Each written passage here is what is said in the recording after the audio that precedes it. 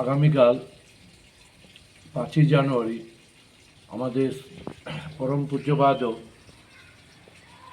শ্রী শ্রী অবিন্দার 25তম জন্মবার্ষিকী।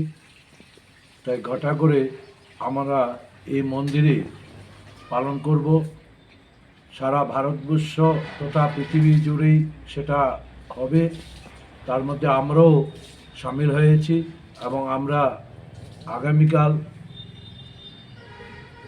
ঘটা করে সমস্ত গুরু ভাই গুরু ভগিনীগণ ও অন্যান্য ভক্তবৃন্দের উপস্থিতিতেই এই 25তম জন্মবার্ষিকী পালন করব এবং আগামী 9ই জানুয়ারি আমাদের পরম প্রেমময় শ্রী শ্রী ঠাকুর অনুকূলচন্দ্রের বন মহোৎসব।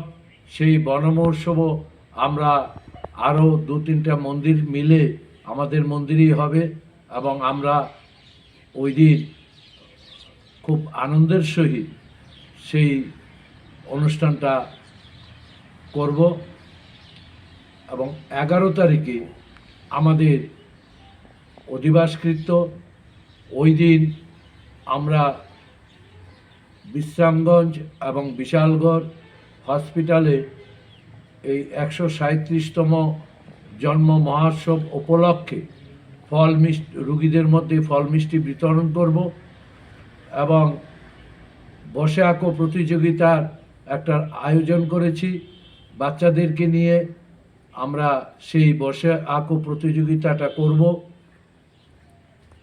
এবং বর্ণাঢ্য শুভযাত্রার মাধ্যমে সন্ধ্যাবেলায় গঙ্গানয়ন হবে এবং সেখানে নাম কীর্তনাদি হবে।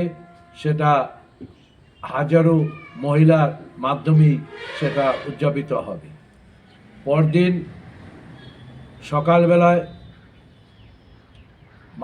বিভিন্ন মাঙ্গলিক অনুষ্ঠানের মধ্যে দিয়ে পরম প্রেমময় শ্রী শ্রী ঠাকুর অনুকূলচন্দ্রের 137তম জন্ম মহামহোৎসবের শুভ সূচনা হবে এবং ওই দিন সারাদিন ব্যাপী ঠাকুরের গান কীর্তন আদি এবং বিভিন্ন মাঙ্গলিক অনুষ্ঠান চলবে এবং মধ্যাহ্ন 12টা থেকে আমরা প্রসাদ বিতরণ করব এবং এই প্রসাদ বিতরণে যাতে যারা প্রসাদ নেবেন সমস্ত চরিলামবাসী এবং সারা ত্রিপুরা রাজ্যের সমস্ত গুরু ভ্রাতা ভগিনী ও ভক্তদের উপস্থিতি আমরা একান্তভাবে এই উৎসব কমিটির পক্ষ থেকে আমন্ত্রণ জানাচ্ছি।